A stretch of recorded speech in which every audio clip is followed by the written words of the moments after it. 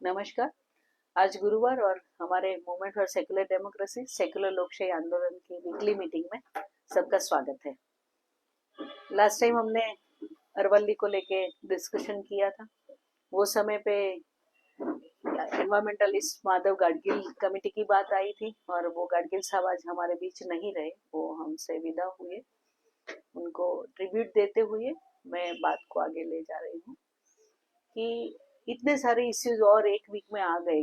सबसे बड़ा जो खतरनाक इंसिडेंट हुआ, अमेरिका ने वेनेजुएला के प्रेसिडेंट और उनके वाइफ को पकड़ के अमेरिका ले आए। पहले हमने सुना था राजाए जाते हैं, देश आक्रमण करते हैं और वो देश को गुलाम बनाते हैं, पर अभी तो डेमोक्रेसी की बात है। पूरे दुनिया में सबसे अच्छा फॉर्म डेमोक्रेसी का है, ऐसा अमेरिका ही बताता है। वो तो पीस की बात कर रहे थे, उसमें से वो इतना बड़ा युद्ध उन्होंने घोषित कर दिया वेनेजुएला के खिलाफ। और सबको पता है दुनिया में कि वेनेजुएला में अमेरिका का क्या इंटरेस्ट है। वो बात भी आई कि जो इनको नोबेल प्राइज मिला है पीस का, वो महिला ये मदुरो जो प्रेसिडेंट है वेनेजुएला के, अभी भी है वो, उनके खिलाफ युद्ध संघर्ष कर रहे थे ऑपोजिशन में रह के, उनको नोबेल पीस प्राइज मिला गया। वो भी बात आई कि शायद अमेरिका उनको प्रेसिडेंट के रूप में बिठाएगा। तो पपेट गवर्नमेंट की बात बहुत पुरानी है, हमें याद है कोल्ड वॉर के टाइम पे ऐसी सब बातें चलती थी।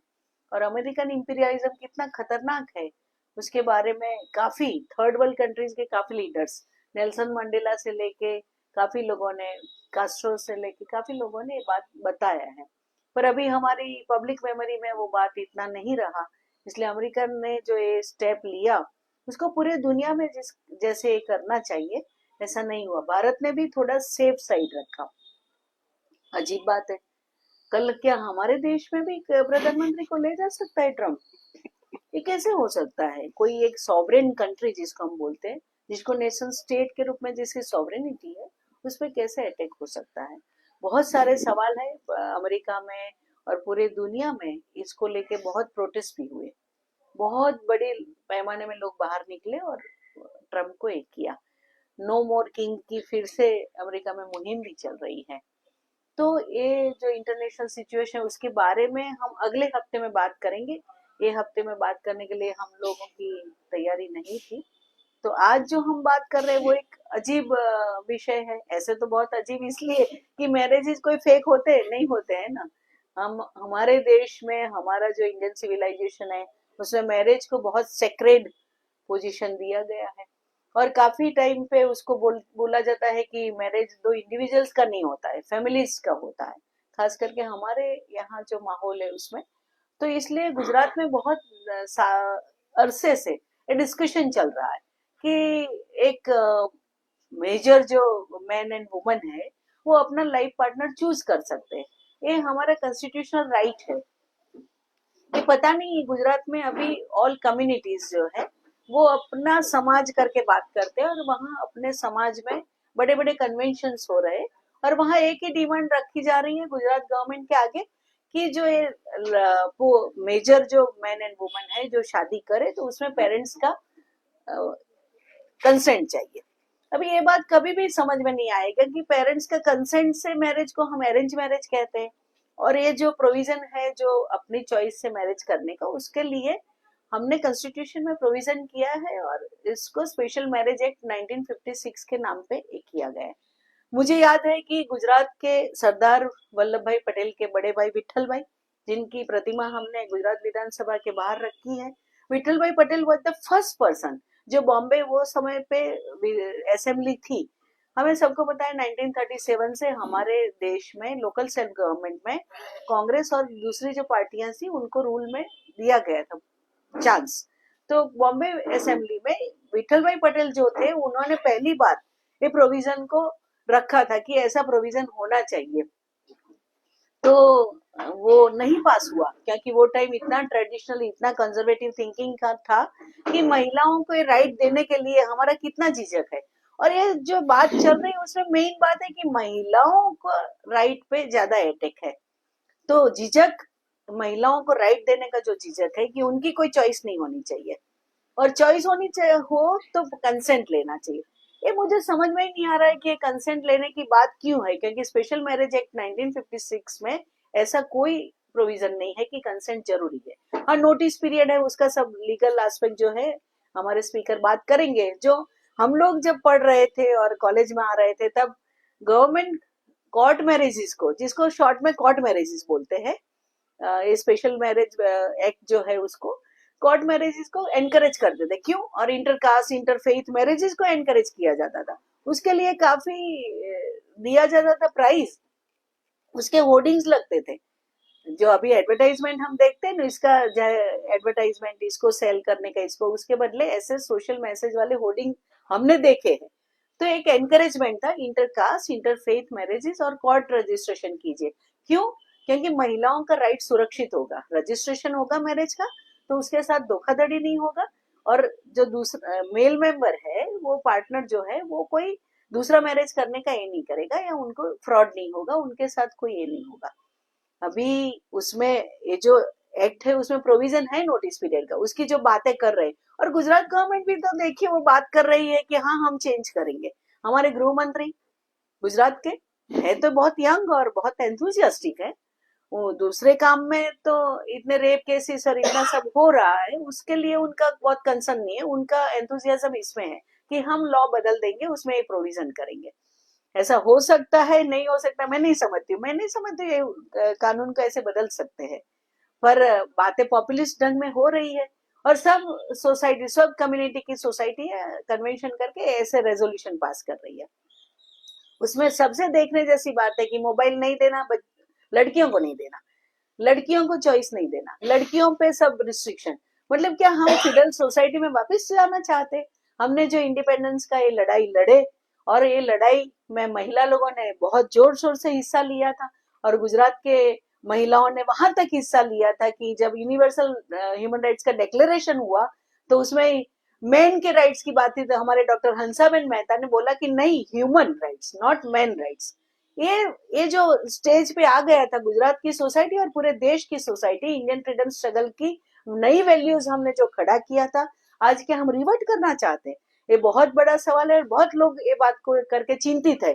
हम विमेन ऑर्गेनाइजेशन में जो लोग एक्टिव है वो लोग भी कंसर्न है, तो इसलिए डिस्कशन रखा है। किसी को लगेगा कि ऐसा हेडिंग कैसा है, पर कोई हेडिंग और नहीं है, जो पॉपुलर लैंग्वेज में जो बात चल रही है इसलिए ऐसा हेडिंग किया गया है। तो मासूम सन्याल आप सब जानते हैं, हमारे साथी, और वो भी बहुत ही कॉन्स्टिट्यूशन के अच्छे स्टूडेंट है। वो अभी भी पढ़ाई कर रहे हैं, कंप्लीट नहीं हुआ है उनका, पर he is a good student, और कॉन्स्टिट्यूशनल क्या है प्रोविजन उसके बारे में भी बताएंगे। और इतना काफी उनका काम होता है अभ्यास में, बहुत दौड़ भाग करके वो आज उन्होंने टाइम निकाला इस सब्जेक्ट पे बात करने के लिए। उनका धन्यवाद करते हुए मैं मासूम भाई को रिक्वेस्ट करती हूँ ये विषय पे बात करने के लिए। धन्यवाद। Thank you Meena ma'am, thank you so much. कहानी से शुरू करते हैं हमेशा की तरह। There's a very famous painting, not painting really, a picture from the Third Reich. जब नाजी जर्मनी में Hitler took power, there's a very interesting picture from there. There एक डॉकयार्ड है, उसमें कुछ 100-150 लोग खड़े हैं जो वो इनफेमस नाजी सैल्यूट कर रहे हैं। Towards the upper end of the picture, the upper right corner of the picture, you can see one man whose arms are folded. He's not doing the Nazi salute. That picture ultimately became a symbol of resistance. That in a sea of 150 people, there's one man who's not doing the Nazi salute. He's not taking the fascist line of thought. That man was August Landmesser. And why he did not do the Nazi salute is very simple. Because he was in love. And he was in love with a Jewish woman. The Nazi party was seeking to exterminate Jewish people. He was seeking to prevent um, marriages and relationships between the Aryans and the Jews. August Landmasser was one such person who was in love with a Jew, and his love, and he was a member of the Nazi party, by the way, and his love came in the way of his ideology. And between his ideology and his love, he chose love. That tells us two things. Number one, that love is very, very powerful. And if you choose between your ideology and your love, very high chances that you'll be on the right side of history. So, as August Landmasser was on the right side of history. And two, a very good definition of fascism is famine of love. फांसीवाद बस प्रेम का अकाल है. That's how I look at it. So there's nothing that scares fascists more than love. मतलब फांसीवादी लोगों को प्यार से ज्यादा और कोई चीज नहीं डराती. It shakes the foundations of fascist ideologies. और the unique breed of fascism in India that we see today, जो भारत में आज फांसीवाद है, is built on two different foundations. It comes and it follows a textbook. We know that textbook as Manusmriti. The two foundations are gender and caste, along which it controls people and along which it is built. Love shakes both these foundations. So, आज जो भी हम बात करेंगे, the issues, all of it is there. But in the center of it is something that's at the core of the breed of fascism that we see in India today. And it's Brahmanical patriarchy. एक मनुवादी पितृसत्ताक विचारधारा. But we'll come to that. First, let us come to what these fake marriages are. Why did this whole controversy arise? How did this whole controversy arise? And what's really happening? So, पूरा उपद्रव शुरू होता है कुछ एक महीने पहले पंचमहाल में. एक कंजीपनी करके एक छोटा सा विलेज है. अब इंडिया में लॉ ये है कि अगर आप किसी से शादी करते हैं तो उसके लिए आपको उनके साथ 7 फेरे लेने हैं एज अ हिंदू. और उस जो 7 फेरे आप लेते हैं उसे सप्तपदी कहा जाता है, which is the only essential for a Hindu marriage. Other than under the law, the man and woman being an adult, consenting adults, both having sound mind. Saptapadi is the only essential. There's no other essential. Registration of Hindu marriage is not compulsory, but if you register it, better. तो अब हुआ ये कि वो जो town है, वो जो विलेज है, उसमें कुछ 2000 लोगों का और पॉपुलेशन है. और उस विलेज में ये डिस्कवर किया गया कि वहां का जो तलाटी है, जो ऑफिसर है, जो मैरिज रजिस्ट्रेशन करने के लिए एम्पावर्ड है अंडर द लॉ, उसने कुछ 2500 मैरिज सर्टिफिकेट्स इशू किए. अब 2000 लोगों के विलेज में अगर सबने एक दूसरे से शादी भी कर ली तो भी 1000 सर्टिफिकेट्स होने चाहिए. Where is this 1500 certificates come from, right? That brings us, so that led them to discovering कि अच्छा, these are all fake certificates. Fake in the sense कि उसने जो जिन लोगों की शादी हुई है उन्होंने सप्तपदी किया नहीं है, बस सर्टिफिकेट ले लिया है ब्राइब देके. He has made some 50 lakhs, by the way, in case somebody is interested. 2500 marriages, 2000 rupees bribe per marriage, 50 lakhs, right? तो ये जब हुआ और ये जब पकड़ा गया और कुछ कास्ट ग्रुप्स ने ये बात अनकवर की, तो उसके बाद एक बहुत बड़ा अपरोर हुआ कि ये फेक मैरिजेस हो रहे हैं. Technically there is nothing called a fake marriage. These are procedurally incorrect marriages at best. कि आपने सप्तपदी नहीं किया, procedure under the law follow नहीं किया है, तो marriage is not fake, right? So let's just do away with this whole. These people are all married and they are living together. That they are. So let's just do away with that idea of fake marriage now. It's a fake idea in itself. A better word is a procedurally incorrect marriage. So now caste groups took objection कि ये ऐसे कैसे हो गया, आपके officers ने कैसे certificates issue कर दिए बिना चेक किए, ब्राइब्स लेके. To my head, this is a corruption problem. This is not a love marriage problem. But well, told you, Brahmanical patriarchy. So, where does that lead us? तो इसमें solution क्या होना चाहिए कि आप इस आदमी को सस्पेंड करें, वो सारे मैरिजेस प्रोसीजरली करेक्ट करवाएं, उन सबको. अगर आपको इतना करना है as a state, get hold of those couples, ask them to do saptapadi, the marriage is valid, right? What is the state solution and the caste group solution to this? A change in law. कि हम law बदलते हैं. The registration of marriage rules of Gujarat are proposed to be changed. What are the new rules? Number 1, कि अब तलाटी ये नहीं करेगा, अब class 2 officer would do it. That would be a mamlatdar, right? तो एक higher ranked official. Now allow me to ask this: where do we get this idea कि अगर तलाटी करप्ट है तो second class 2 officer करप्ट नहीं होगा? Where did this idea come from? I have no idea who came up with this idea and what the logic for it is. But maybe it makes it difficult to get it registered because class 2 officer zyada bribe mangega, so all couples may not be able to afford it. That's the only logic I can think of. Right? Talati bechara 2000 mein maan jayega. These people will ask some 15,000, 20,000. So that's how, if you want to prevent it, welcome. But I don't think it's very sensible. So that's first. Number 2 is that अब वो village में register हुआ जिसकी खुद की population 2000 है, most people were from outside, so they figured अच्छा ये होता है. So the second amendment that is sought is कि अब मैरिज वहीं रजिस्टर होगी वेयर द गर्ल रिसाइड्स, और जहां उसके आधार कार्ड का एड्रेस है. Now the complicated parts of these are, हम सबके आधार कार्ड हैं, उसमें कुछ एड्रेसेस हैं, जरूरी नहीं हम वहीं रहते हो. माई आधार card, my address there reads Mehsana. I live in Ahmedabad. So let's say if I want to get my marriage registered, I have to travel all the way 70 kilometers there to get it registered. So that's one. Now why, and very interesting question, why girls address? Why not say ki either party? Why specifically the girls?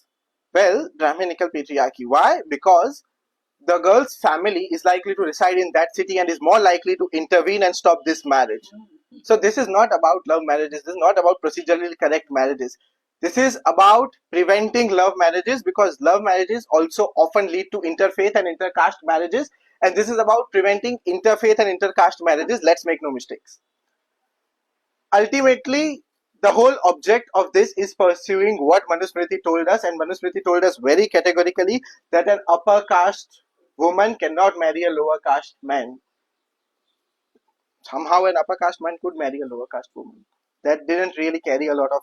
And in case we want, chapter 9 verse 23 of Manusmriti tells us that a woman of lowest birth who marries a man of upper caste becomes worthy of honor.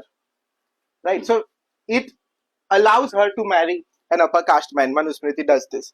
Right? And it says becomes worthy of honor, which implies that a lower caste woman otherwise is not worthy of honor.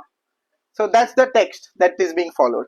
Another verse, verse 88, to a distinguished handsome suitor of equal caste should a father give his daughter in accordance with the prescribed rule, कि एक पिता को अपनी पुत्री को equal cast के एक अच्छे पति को देना चाहिए. There are two problems here, and both of these scream Brahmanical patriarchy. Brahmanical patriarchy is nothing, control over women's bodies, sexuality and choices on the basis of their gender and caste. It has twin foundations. Why does this scream Brahmanical patriarchy? Because एक तो आप पहली बात ये बोल रहे हैं कि एक औरत की शादी सेम इक्वल कास्ट में होनी चाहिए. दूसरी बात आप ये बोल रहे हैं कि a father will give his daughter as if the daughter has no autonomy. Right? So you are effectively reducing women to chattel, right? Private property. That's what this book, this textbook has been about, right? And it's against everything that the Constitution is about. But unfortunately, Constitution is not the book that's being followed in some quarters today. So, essentially, the point I'm trying to drive home is कि ये इनका जितना भी है procedurally incorrect marriages, corruption, ये वो rules change करो, ये सबका object ultimately when you look through all of this facade is to prevent intercaste and interfaith marriages, right? To prevent people from falling in love, and if they at all fall in love, then to prevent them from marrying, which is under the current system the ultimate legitimization of love, right? Founding a family together. But so second rule is the woman's where she resides, जहां उसके Aadhaar card का जो address है वहां पे शादी register होगी. Why? Simple logic, so her family can effectively intervene. Third is funnier and worse, scarier actually. Third rule is कि अब शादी रजिस्टर करने से पहले उस लड़की के माँ बाप को आपको नोटिस देना पड़ेगा for 30 days. Under the special marriage Act there is a notice regime. ये सब हिंदू मैरिज एक्ट के रूल्स हैं. स्पेशल मैरिज एक्ट सेपरेट है, उसमें नोटिस रेजिम ये है कि अगर आपको किसी से शादी करनी है आपको 30 डे इन एडवांस में रजिस्ट्रार को इन्फॉर्म करना है. वो एक नोटिस बाहर लगाएंगे अपने ऑफिस के कि ये दो लोग शादी कर रहे हैं, अगर किसी को ऑब्जेक्शन है तो वो ऑब्जेक्ट करेंगे. This is also problematic. इसका कॉन्स्टिट्यूशनलिटी चैलेंज हुआ था in Supriyo versus Union of India, the same sex marriage case, but Supreme Court ने बोला कि इसमें हम इसे नहीं देखेंगे, let's just decide if homosexuals have the right to marry, and the Supreme Court therefore did not adjudicate on the constitutionality of a law जो बोलता है कि अगर दो लोगों को शादी करनी है तो उसके लिए आप पता नहीं एक नोटिस लगाएंगे और पूरे गांव को बताएंगे कि ये दो लोग शादी कर रहे हैं. How does it concern the गांव unless you are seeking to control them? and if you are seeking to control them, we know why you are seeking to control them. तो इसका कॉन्स्टिट्यूशनलिटी चैलेंज हुआ था. I hold the supreme court responsible for this. अगर उन्होंने उस time पे इसे adjudicate कर दिया होता तो आज ये क्वेश्चंस नहीं आते, ये सब आउटराइट अनकॉन्स्टिट्यूशनल हो जाता. बट अभी उन्होंने एडजुडिकेट नहीं किया तो ये क्वेश्चंस आज हैं और इसका कॉन्स्टिट्यूशनलिटी बहुत क्लियर नहीं है. तो ये जो नोटिस रेजिम है ये हिंदू मैरिज एक्ट में इंट्रोड्यूस करने की कोशिश की जा रही है. इसमें बस वो बाहर नोटिस नहीं लगाएंगे, उस लड़की के पेरेंट्स को भेजेंगे नोटिस कि आपकी बेटी सो एंड सो इंसान के साथ शादी कर रही है यहाँ पे. अब उसी के शहर, the second rule tells us that it has to happen in that marriage, that city, so she has to be in the same city as her parents.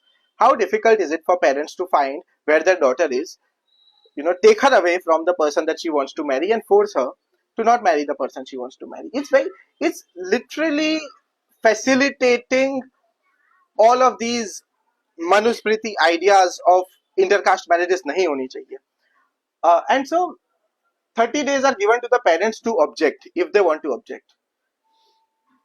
Okay, to not make it seem patriarchal कि the father gives the daughter or father gives the right, they said पापा का consent जरूरी नहीं है, mummy का consent ज्यादा जरूरी है. It's the mother who has to give her right.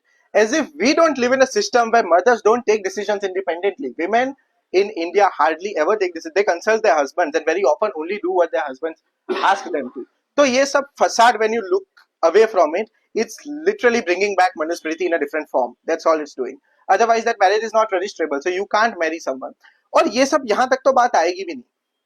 The moment the parents get to know कि ये हो रहा है, they will either take the woman away, scare her, intimidate her, or threaten her, maybe threaten the boy, or maybe kill him. Honor killings are a reality in India, and all of us know honor killings are a reality in India. Okay, we need not run away from it. But the government of India does not think honor killings are a reality in India, because the data tells us. So, last year, somebody asked the Home Minister in Parliament कि honour killing पे हमारे पास क्या data है. He said NCRB का data है, कितने murders हुए हैं और उसमें से कितने में honour killing is a purpose. I'll give you the data. 2020, 29,193 murders across India. 2021, these are just murders, सिर्फ murders जो हुए. 2021, 29,272 murders.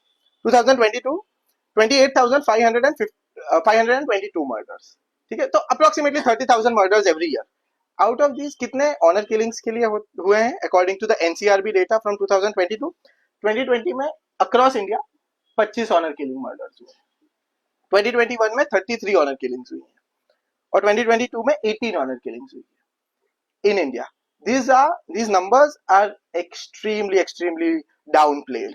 I don't believe that in 2022 only 18 people were killed because of honor killing. चलो ये मान भी लिया. So in these 3 years, 2020, 2021 and 2022, does anyone want to take a guess how many honor killings were reported from Gujarat according to that data? Any guess? Wild guess? Zero. That Gujarat has had 0 honor killings in 2020, 21 and 22. That is a form of data I find very difficult to reconcile with the reality that I live in. And like my professors tell me that if the data doesn't match what you see and what you feel, then there's something wrong with the data, right? Don't there's no better marker of reality and the state of affairs of economy of your country than what you feel. Data cannot tell us that. And so independent groups, Amnesty, Human Rights Watch, they place the numbers of honor killings every year somewhere around 20,000. These numbers don't do justice to what's happening. They are seeking to erase what's happening. And so in a country where all of us know, irrespective of what the government data tells us, जहाँ हम सबको पता है कि honor killings are a reality, couples are killed, threatened, affected, murdered, all sorts of things, right? I mean, show me one day when you have opened a newspaper and you have not read of a caste atrocity that has to do something with intercaste love and intercaste marriage. So none of those are honor killings, none of those are caste atrocities. Of course they are, and of course this happens. So, and there are Supreme Court's judgment. There's a judgment by the Supreme Court called Lata Singh which tells us 2 things. Number 1, that an adult who becomes a major has the right to marry whoever they want to marry or right to choose a partner. अगर आप एक major है तो आपको जिससे शादी करनी है उससे आप you can marry them, you can have a partnership with them, and you can get married to them. The parents can not object to that. The maximum parents can do, और ये मैं नहीं बोल रहा, ये सुप्रीम कोर्ट ऑफ इंडिया ने बोला है, the maximum parents can do is cut off ties. That's all. They have no other right to tell their daughter or son that you can't get married to this person or prevent them from getting married to that person legally, because unka consent is not required. Two adults can decide for themselves. See, Harishankar Parsai said a very simple thing. अगर एक adult इंसान इस देश का प्रधानमंत्री elect कर सकता है तो एक अडल्ट इंसान अपने लिए एक लाइफ पार्टनर भी चूज कर सकता है. If you are implying that an adult person cannot, then well, probably we elected the wrong government, and I don't doubt we did. But so the court has said, and they also said in that judgment, Justice Markande Katsu, that the word honor killing is, like, the phrase honor killing is very, very wrong. There's nothing honorable about it. It's the most dishonorable thing to ever exist. Why do you want to call it honor killings? Instead, you know, there's another alternative term which I think Professor Bakshi has suggested. He calls this very peculiarly custodial deaths, because the daughter or the boy are in custody of the parents. They're not in the custody of the state, but they're in custody of parents. और उनकी custody में अगर उन्हें मार दिया गया, it's a custodial death. Why do you want to call it honor? So, as I was saying, this is ultimately about just that. Let's cut the clutter. This is about Brahminical patriarchy. This is about reimposing control over women's rights, women's choices, their bodies, their sexuality, their right to choose who they want to be with, because that right was given to them by the Constitution and by the amendments in Hindu laws and Special Marriage Act and all of that some 70 years ago, and it's time, and we realized that probably we've given them too much right and too much choices and too much autonomy, so let's reel some back in. But that probably is not easy to do, because when you have to, any of these amendments that you do, you have to test this against the Constitution, so it has to be legal. Now these are rules. Government क्या कर रही है? Government rules में amendment कर रही है, तो rules का test happens against two things. एक तो रूल्स किसी भी एक्ट के अंदर बनते हैं, तो उस एक्ट के अंदर जब रूल्स बनाए जाते हैं तो कुछ लिमिटेशंस होती है. एक्ट अपने आप कुछ लिमिटेशंस देता है कि आप रूल्स कुछ हद तक बना सकते हैं, because the purpose of this rules is to sort of allow that act to take effect. तो आप कोई ऐसा रूल नहीं बना सकते which goes against the act itself. This is very logical कि अगर इस एक्ट के अंदर, इस कानून के अंदर सरकार ने कोई रूल बनाया है, तो वो रूल ऐसा नहीं हो सकता जो इसी कानून को वायलेट कर दे. जैसे कि अगर पेरेंटल कंसेंट, माँ बाप के कंसेंट की बात कहीं नहीं आती है. इट्स इन दैट सेंस ठीक है, theoretically marriage is not a contract, it's coming together of not two individuals, two families, all of that, yes, but the design of our constitution and our laws में नहीं है. That's first. That's why it's violative. On second count, constitution gives you, अब supreme Court ने जब Supriyo versus Union of India the same sex marriage case decide किया, तो एक बहुत अजीब सी पोजीशन ले डाउन की. पोजीशन ये ले डाउन की कि इंडिया में, आज तक हम समझते थे कि इंडिया में there is a fundamental right to marry. Supreme Court ने 2022 में बहुत कैटेगोरिकली बोला है, there is no fundamental right to marry. Your right to marry comes from the Hindu marriage act या Islamic law if you are a Muslim, और the special marriage act. Constitution के अंदर किसी को ये अधिकार नहीं है कि वो शादी करे. Fair enough. But under the constitution, you still have the right to choose your own partner and enter into a relationship with them which resembles marriage. You can also marry them, you can live with them, everything.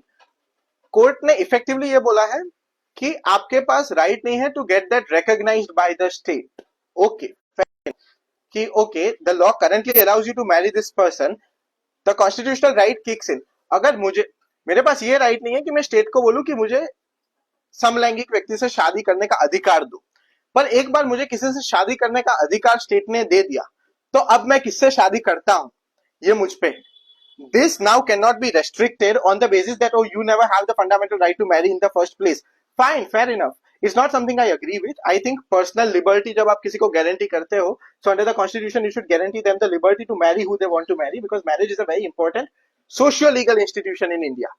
You cannot, by and large, heteronormative, yes, but by and large today we do not imagine a family, like our conception of family is restricted to a very specific idea of a married couple and their children and etc. So our ideas of family revolve. It's not an idea of family I agree with. Nivedita Menon tells us that this is a very specific idea of family, right? But that's the prevalent idea of family, and people who want to found that kind of family should be allowed to. The Constitution guarantees you personal liberty under Article 21 and right to privacy under Article 21, which should guarantee you this right. But even if I take the Supreme Court on its own word and say that there is no overarching constitutional fundamental right to marry, आपको संवैधानिक अधिकार नहीं है कि आप किसी से शादी करें, कोई बात नहीं, पर वो अधिकार स्टैट्यूटरी तो है, आपको किसी कानून के अंदर तो ये अधिकार है। एक बार जब वो अधिकार आपको किसी कानून के अंदर दे दिया गया है, तो अब आप किससे शादी करते हैं ये डिसीजन सिर्फ आपका है, because the fundamental rights are individualistic in nature. I do not need anyone else's permission to exercise any other fundamental right. मुझे मेरे if I am an adult, मुझे मेरे पेरेंट्स से परमिशन नहीं चाहिए कि मैं यहाँ आके ये लेक्चर दूं, मुझे मेरे पेरेंट्स से परमिशन नहीं चाहिए कि मैं जाके प्रोटेस्ट करूं, मुझे मेरे पेरेंट्स से परमिशन नहीं चाहिए कि मैं अपना रिलीजन फॉलो करूं और मंदिर में जाके पूजा करूं, then why do I need my parents' permission to marry the person I want to marry? It's as simple as that. This is an exercise of a fundamental right. Remember, again, no fundamental right to marry, yes, but a fundamental right to choose your own partner. Once you have a right to marry, who you want to marry is fundamentally guaranteed to you under the Constitution. So to say that you now need parental consent for your marriage to be valid is as unconstitutional as it gets. Tested against the Manusmriti, it will stand. Tested against the Constitution, it will not. And so, if the Supreme Court had decided this in 2023 और बोल दिया होता कि special marriage act में जो regime है कि आपको नोटिस देना है सबको कि इनकी शादी हो रही है वो अनकॉन्स्टिट्यूशनल है, विच आई बिलीव कि वो अनकॉन्स्टिट्यूशनल है, it violates the right to privacy, वो 1955 में रेजिम आया था, उसके बाद कॉन्स्टिट्यूशनल अंडरस्टैंडिंग बहुत डेवलप हुई है. We have come to have a right to privacy, to people what they do in their life is up to them. तो उसके बाद ये बोलना कि अब अगर आप शादी कर रहे हैं तो हम सबको बताएंगे, स्टेट सबको बताएगा, not constitutional. But the supreme court did not decide this. उन्होंने ये नहीं बोला कॉन्स्टिट्यूशनल है, उन्होंने बोला अभी नहीं डिसाइड करेंगे कि ये केस किसी और चीज पे है, कभी और डिसाइड करेंगे. Because they kicked that can down the lane back then, we have this problem today and we have to debate the constitutionality of what the government of Gujarat is doing. But in any case, if this is challenged in a court of law, I am optimistic that this will be struck down because it violates a bunch of laws and also the constitution and fundamental rights, and that's ground enough for strike all of this down. So this is not about the legality of this. The legality of this is absolutely clear, it's not constitutional. It's very difficult to defend this in a court of law. This is about the intention of the government and the intention of those who are seeking this. And I've made it very clear today that remove all of this. Intention is to prevent intercaste marriages and to prevent interfaith marriages. We are moving towards that. What are love jihad laws? What are honor killings? All of these are tools of social control that seek to signal to people that don't fall in love outside accepted social circles.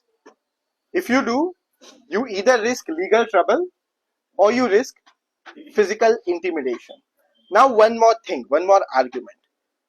This country's laws themselves recognize. Right to Information Act tells us that the government can refuse to give some information to anyone who's seeking information. Now we have the right to seek information under the Constitution as well as this Act. आप कोई भी जानकारी government से मांग सकते हैं, ये आपका अधिकार है. गवर्नमेंट वो जानकारी आपको डिनाई कर सकती है इस ग्राउंड पे कि अगर गवर्नमेंट को लगे कि ये जानकारी देने से किसी को जान हानि होगी तो गवर्नमेंट वो जानकारी नहीं देगी. Under section 8 subsection G, this is an exception to your right to seek information. इसका मतलब the law of this country and the government of this country very categorically recognize that there is some information which the other person perhaps is entitled to, but if it in any case threatens someone's life or limb, किसी को जानहानि होने की संभावना है, तो हम वो information नहीं देंगे. आपका वो राइट इतना एक्सटेंड नहीं होता. अगर ये understanding Right to Information Act में है तो गवर्नमेंट को यहाँ ये क्यों समझ नहीं आ रहा कि when they give out this information voluntarily themselves, they literally put into trouble the life and limb of couples who want to marry. So let's be clear, this is a government that's about Brahminical patriarchy. These are rules and these are groups who are lobbying for this.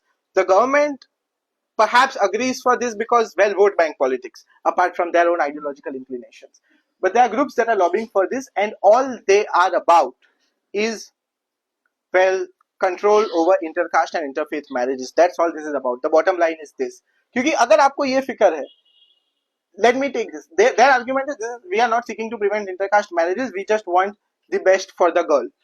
ठीक है? If this is your argument, then why don't you create a culture where the girl feels okay to bring her partner to your home and tell you, hey, this is someone I want to marry, right? You can talk to them and you can talk to them. If you think they are the right person, I'll marry them. And I'm sure most people would be okay. I mean, when an adult falls in love, they really do think about it. And marriage is an important decision. Anyone understands this. Any 21-year-old, 18-year-old, 19-year-old understands how important marriage is, right? So nobody will decide that on a whimsy. So if you really want ki it should be best for the people and the only reason we are doing this is because we care for young adults who want to marry, then cultivate a culture where they feel okay bringing their partner to your home and introduce them to you. The only reason, let's not forget, the only reason people elope and run away and marry is because they feel their parents will disapprove of this person and will not let them marry, and they are forced to choose between their family and their love. Right? Or they are forced to choose between their ideology and their love. And as August Landmasser told us, and I told you in the beginning, if you're called upon to make a choice between those two, perhaps choose love, you will be on the right side of history. So, this is not about that. This is not about, oh, we want our children to make the right choices. Then teach them. You have 20 years to teach them. Meena बहन ने पहले ही बोला था कि 20 साल होते हैं आपके पास. आप समझाओ अपने बच्चे को कि who do you marry, how do you decide, what do you do when you fall in love with someone, and if you have different cultural backgrounds, that's okay. We in this country celebrate plurality and celebrate diversity. Let's not forget that. We are not about uniformity. We have never been about uniformity. So let's not forget the core tenets of this country.